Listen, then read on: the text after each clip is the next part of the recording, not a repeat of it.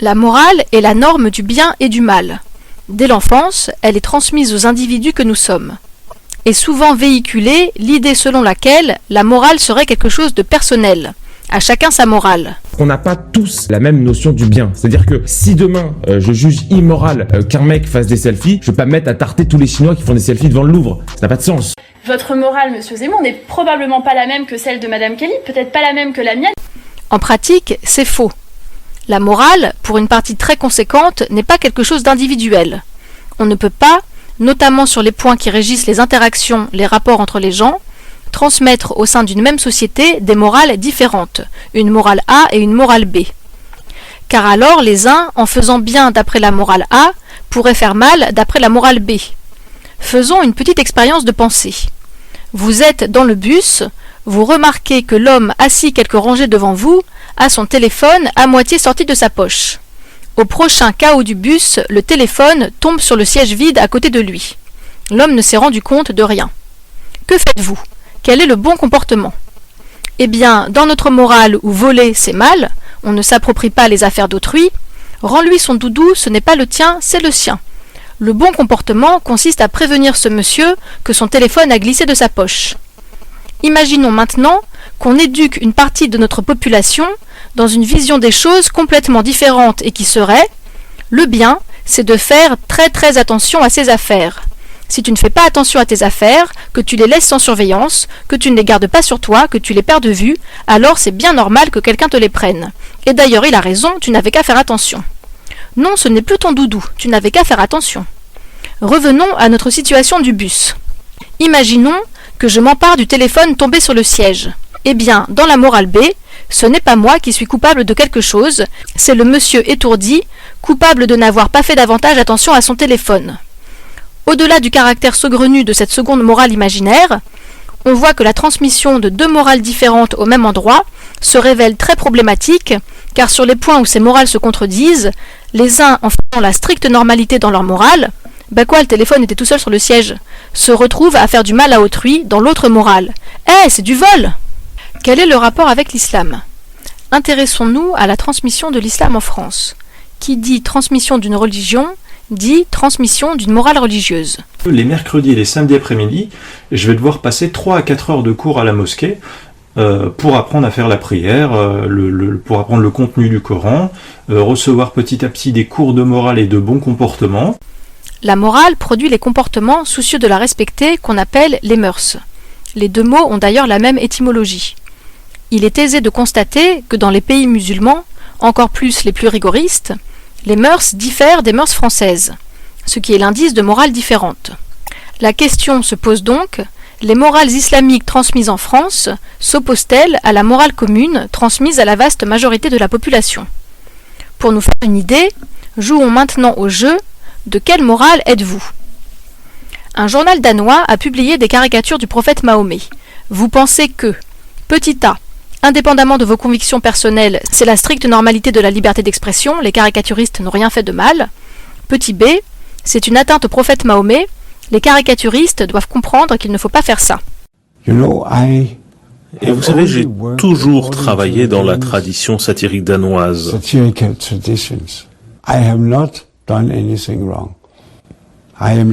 n'ai rien fait de mal. Tout d'abord, moi, je n'ai rien fait de mal. J'ai juste fait ce dessin en 2007. Vous mesurez votre liberté d'expression quand vous essayez de ne pas frapper ou de blesser la sensibilité de ceux qui vivent avec vous. Et c'est pas la loi. Nous ne demandons pas plus de censure, nous demandons simplement plus de respect. Non. Un professeur de collège, dans le cadre d'un cours sur la liberté d'expression, montre des caricatures du prophète Mahomet à ses élèves.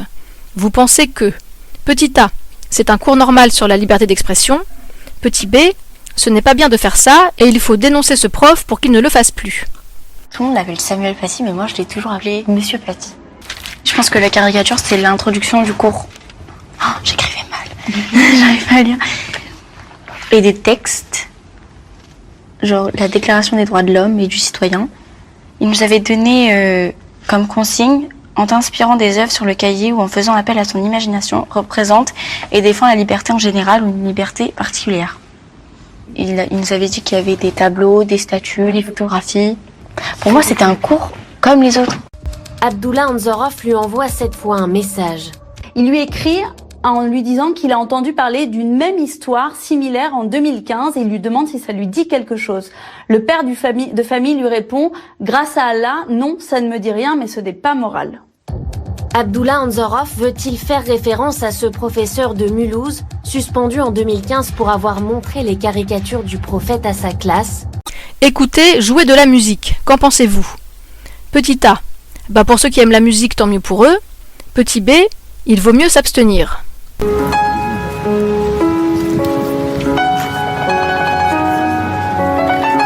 La musique, c'est la consolation et l'universalisme. Elle dit aussi que l'homme est capable du meilleur. Si vos enfants, un jour, ils veulent faire de la musique. Je leur souhaite mieux que ça. Je leur souhaite de se construire sur quelque chose qui les impliquera moins que tout ce qui peut toucher aux passions. Parce que des fois, ça peut être très destructeur.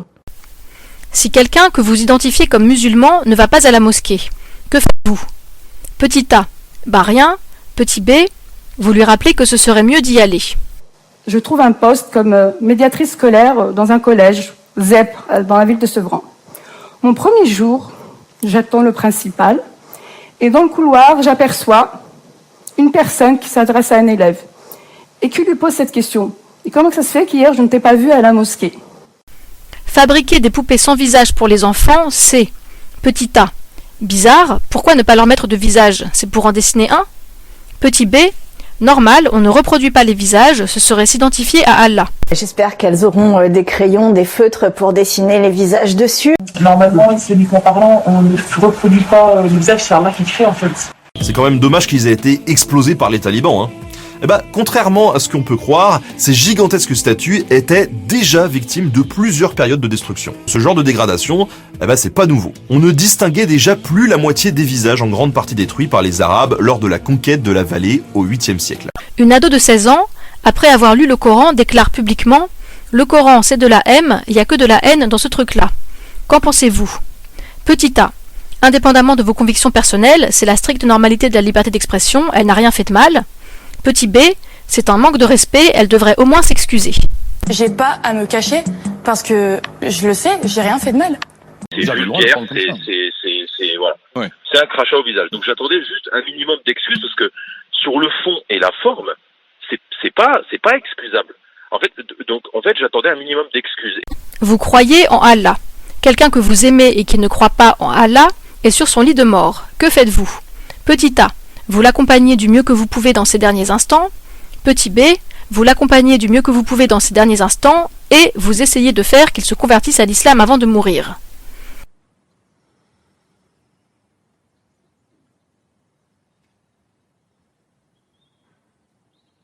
But subhanAllah, I got to have a discussion with my dad on his deathbed, subhanAllah. And I got to read him Al-Fatiha. And I got to hold his hand and look deep into his eyes and share spirituality and love for God with him. And he said that God is one and the Prophet Muhammad is the last prophet and Jesus is a prophet. So Allah knows best. He didn't say it in Arabic and I didn't push it, but he had always said to me, there's one God, Jesus is a prophet. And I said the Prophet Muhammad was a great man who was a prophet. He said, okay, I believe that he was a prophet. She was 86 years old and she was in an old folks home. And my mom took me by to see her when I was visiting. She couldn't speak. She didn't have words. She was in a wheelchair, but she saw me and she started crying. I said, Grandma, why are you crying? She couldn't talk but she was trying to. And I said, look, I think I know. Let's talk about God for a minute. And I said, here's the thing. My aunt is going to show up. She's going to try and get you to pray to the Prophet Jesus, and don't do that because that's blasphemy. That's shirk, right? That's praying to something that's breaking the first commandment. And I told her, I said, look, Prophet Muhammad is a real prophet,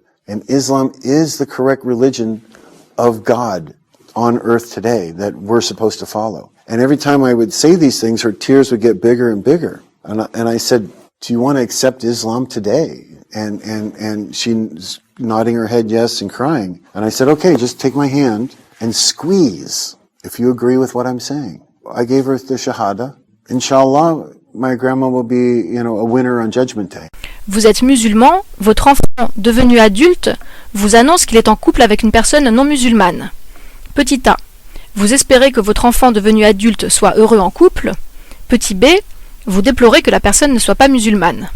Lorsque j'ai épousé ma femme, nous avions dû passer d'ailleurs par une cérémonie au sein de la famille qu'on appelle le halal, l'équivalent des fiançailles si vous voulez. On s'était fiancés auprès de sa famille et pour la faire accepter par la famille, il fallait passer par le fameux halal vu que nous allions vivre ensemble n'étant pas mariés pendant quelques temps. J'ai cependant catégoriquement refusé une chose. Ma femme et moi devions passer devant un imam qui devait nous faire dire à nous deux La ilaha illa shaduna sallallah. Ce qui signifie, si je le traduis bien en tout cas, il n'y a qu'un seul Dieu et Mohammed est son seul prophète. Pardonnez mon accent, j'ai peu l'occasion de parler arabe. Ma femme est issue d'une famille chrétienne, bien que non pratiquante. Il était totalement irrespectueux de lui faire dire cette phrase. Malgré l'insistance et les fameux « Allez, c'est qu'une phrase ». Non, c'est pas qu'une phrase, non. Je me souviens qu'avant de nous rendre à la cérémonie, une femme m'avait attrapé par le bras, me demandant si ma future femme était musulmane. Je lui ai répondu que non. Elle m'a rétorqué « Ça viendra, Inch'Allah ».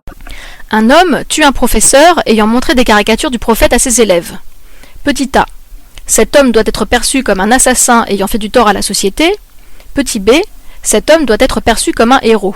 Qui a donc échangé au téléphone avec le djihadiste juste avant son crime. Ces adolescents sont considérés comme des complices ? Oui, ces 5 collégiens devraient être jugés pour complicité d'assassinat terroriste. Quand Samuel Paty, le terroriste, le corps du terroriste a été ramené en Tchétchénie, il a été reçu comme un héros dans son village.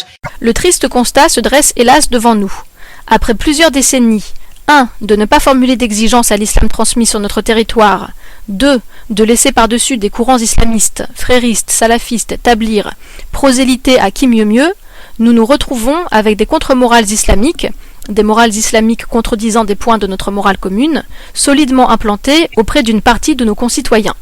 Nous nous retrouvons avec des personnes qui, en pensant faire ce qui est bien dans leur contre-morale islamique, font du mal à l'aune de notre morale commune. Donc après son accouchement, elle est remontée en chambre vers 14h. Une aide-soignante arrive avec un chariot de repas. Au moment de lui remettre le plateau, l'aide-soignante lui dit écoutez, je suis désolée, c'est pas possible parce que c'est jambon purée et on m'avait pas signalé un repas halal pour vous et il n'y en a plus en cuisine. Donc mon amie se formalise pas, elle lui dit écoutez c'est vraiment pas grave, donnez-moi jambon purée, de toute façon je mange du porc, je suis née ici, je mange du porc depuis que je suis toute petite, ça n'a aucune importance pour moi et j'ai très faim, merci beaucoup, au revoir. Mais ça ne s'est pas passé comme ça, ça n'a pas plu du tout à l'aide-soignante qui a refusé de lui remettre son plateau.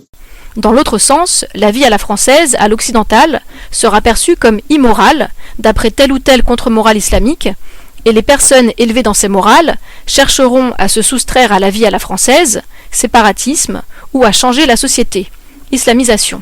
Ça ne change pas le fait que ce n'est pas permis, que c'est haram, car notre prophète alayhi salatu wassalam nous a dit de ne pas imiter les non-croyants. Nous, on parle d'islam. On vit comme l'islam nous dit de vivre. En tant que musulman, il y a des choses qu'on ne peut pas se permettre de faire. On ne peut pas se permettre de ressembler à des non-musulmans pour la simple et bonne raison qu'on n'est pas n'importe qui. Comme ce thread qui explique qu'un voile ne doit pas être d'une couleur attirante, ne doit pas sentir bon, ne doit surtout pas ressembler aux vêtements des mécréants. Quand on a compris qu'un travail était fait sur la morale, on devient sensible dans les interventions publiques sur l'islam au champ lexical de la morale. Certains mots vont nous mettre la puce à l'oreille, à commencer par le mot morale. Il est nécessaire de dire encore, de distinguer l'islam comme religion de l'islam comme idéologie et de montrer le contrôle ou le projet de pouvoir sur les comportements, sur la norme et sur la morale qui est conduite par une minorité. L'islam a réussi d'ailleurs quelque chose d'assez extraordinaire, c'est-à-dire l'intégration dans un même ensemble de la religion, de la politique, de la morale, du droit et du social et même de l'intellectuel. Abaoud, qui était l'organisateur des attentats du Bataclan.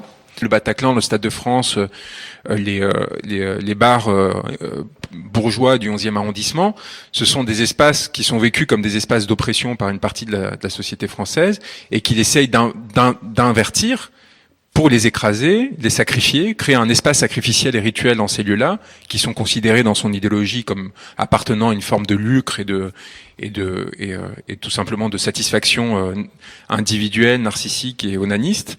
Et il va donc commettre ce qu'il considère être un acte moral, c'est-à-dire purifier ces espaces-là en les détruisant, en les dévastant et en tuant les personnes qui y sont. Et évidemment, l'idéologie de Daesh, qui est une idéologie de tentative qui essaie de subvertir le fondement moral de nos civilisations de l'après-guerre, qui essaie vraiment de l'inverser.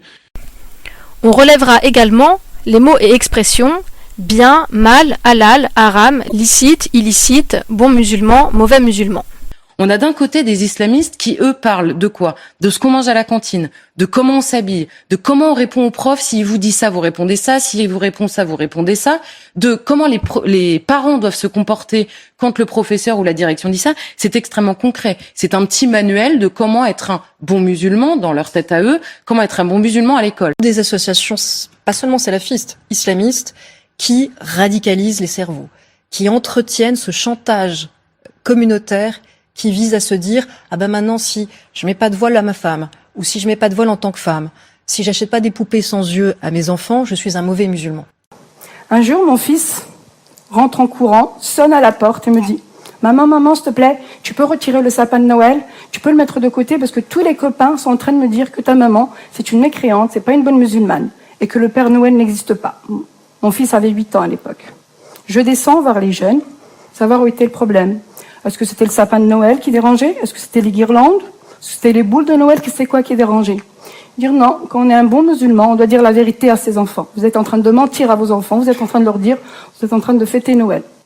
La morale étant la norme de ce qui est coupable ou non, quand une personne fait quelque chose de mal, on attend d'elle qu'elle présente des excuses. Mea culpa. Le mot excuse peut donc aussi nous alerter sur les morales à l'œuvre. Des voix s'élèvent pour dire que certains artistes ont été trop loin et devraient présenter des excuses pour avoir attisé certaines tensions, mais Lars Vilks n'est pas d'accord. Non, d'ailleurs, Salman Rushdie dit que sa pire erreur est d'avoir présenté des excuses. La culpabilité est un puissant ressort qui permet, en culpabilisant l'autre, d'exercer une influence sur lui, comme l'explique le personnage du prof de philosophie de France Télévisions dans l'extrait qui suit. Donc il a suffi que j'appuie sur la touche culpabilité pour que... Fini les pompes, plus d'anniversaire.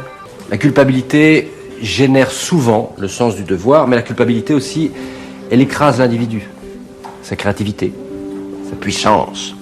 Là où il y a une culpabilisation, il y a une morale. Comme quand le chanteur Gims essaye de culpabiliser les musulmans français de fêter les anniversaires ou Noël ou le Nouvel An. En plus, les musulmans, là, on a la même conviction. Arrêtez avec ça. C'est des musulmans, la plupart qui m'envoient ça. Les frères, on fête pas ça. Est-ce que les compagnons, ils ont fêté le Nouvel An? Abu Bakr Siddiq, Omar, Othman, Ibn Affan? Non, les gars, s'il vous plaît, arrêtez. S'il vous plaît, laissez les anniversaires, je souffre avec ça. On ne fête pas ça. On ne fête pas ça, parce que c'est comme ça. En plus, c'est un pas de plus vers la mort. Donc on se réjouit de quoi finalement? Donc ça fait pas partie de nos convictions, les musulmans. Venez, on se concentre un petit peu sur nos trucs à nous. Hein? C'est pas méchant. C'est pas méchant. Mais restons quand même forts sur nos valeurs, nos trucs à nous. Pendant l'Aïd, tous ceux qui font Thanksgiving, etc., ils sont pas tranquilles, ils font pas l'Aïd. Noël, etc., on respecte. Ce ne sont pas nos fêtes. Donc quand je vois des grands sapins chez des Mustapha, des Bakari, etc., je vois qu'on n'est pas concentré à la maison là-bas. Venez, on se concentre. Il est temps de mettre enfin la morale sur la table des débats. Le remplacement à craindre est celui de la morale.